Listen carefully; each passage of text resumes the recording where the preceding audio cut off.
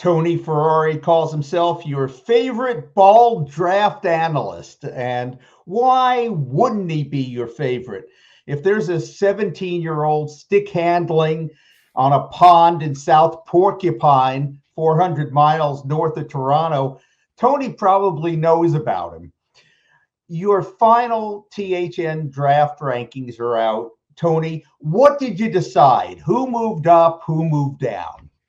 It was a fun process. It's always a big process. It starts a year and a half before the final board ever comes out, and I think the one consistent was Macklin Celebrini. He's always been at number one.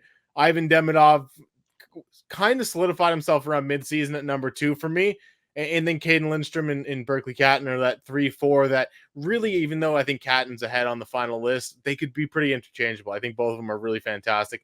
And then there was a lot of the defenders. I think this was a fun year for defensemen. Zeev Buium was flying up my board all season long. He was kind of the top defenseman coming into the year for me personally. I love the way he played at the NTDP. Him going to the University of Denver was absolutely fantastic for his development. He had a banger of a year there, leading the nation in scoring among defensemen, tying with Lane Hudson in that regard. So great year for him.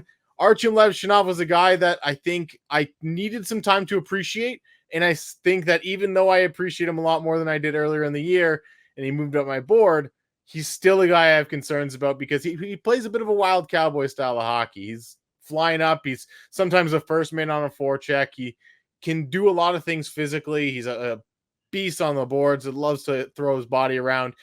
He's a really raw player, though. I think there's some refinement that's going to have to come in his games. And I know there's a lot of people that say, well, he could be a guy that jumps into the NHL next year. Sure, he certainly could be.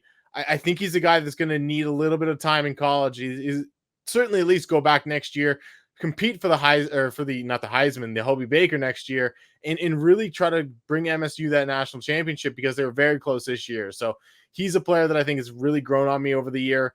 Zane Parekh is a guy that's grown on me over the year. His offensive talent is undeniable. The defensive game, it's a little bit hit and miss, but then there are guys that kind of fell down my board, like Charlie Ellick, a defenseman from out west playing for Brandon. Really physical player, wants to be involved, wants to be engaged. He can skate really well. I think sometimes it's just an issue of when and where he's making those engagements in the ice. Sometimes in the back end, he's a little bit too eager to go throw a hit, and oftentimes that leaves some play going on behind him when he's finishing a check in the neutral zone. So there's some concerns with some of the execution on his part, but he's the guy that's fallen down my list a little bit more than I think a lot of people think. You have written that your personal scouting notebook has game reports on hundreds of players eligible for this year's NHL draft. Without giving away any trade secrets, how in the world do you do that? And how do you do it and keep your sanity?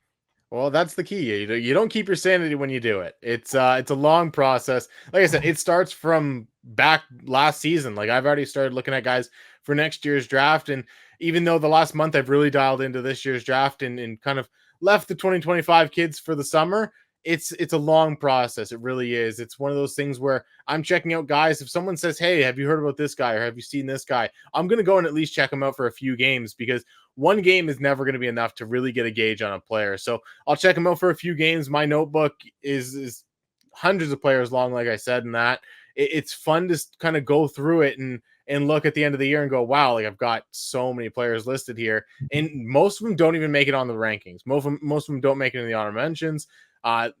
It's a long process that is kind of a unique thing because it's something that I am watching throughout overnights, and I watched early in the mornings, and I watch middays on my lunch breaks and stuff. It's something where I'm trying to make sure I keep a schedule as well. And I'm like, okay, I have to watch this player, and this player today, because if I don't, then I'm going to start falling behind where I'd like to be at the end of the year. So in those cases, then I try to make a day on the weekends or whatnot where I go, okay, today I'm going to spend hours where I just sit down, watch a bunch of players, compare and contrast. I like to try to go region by region at times, go position by position at times. So there are times where I'll go, give me Levshinov, Zeev Buium, Anton Slayev, and then Sam Dickinson. Let me watch all four of these guys who on consensus are kind of grouped together at the top of the draft among the defensemen and really kind of gauge who am I liking more? Who am I seeing do more of the things I want to see from an NHL quality defenseman? And that's how they kind of sort themselves out within ranges.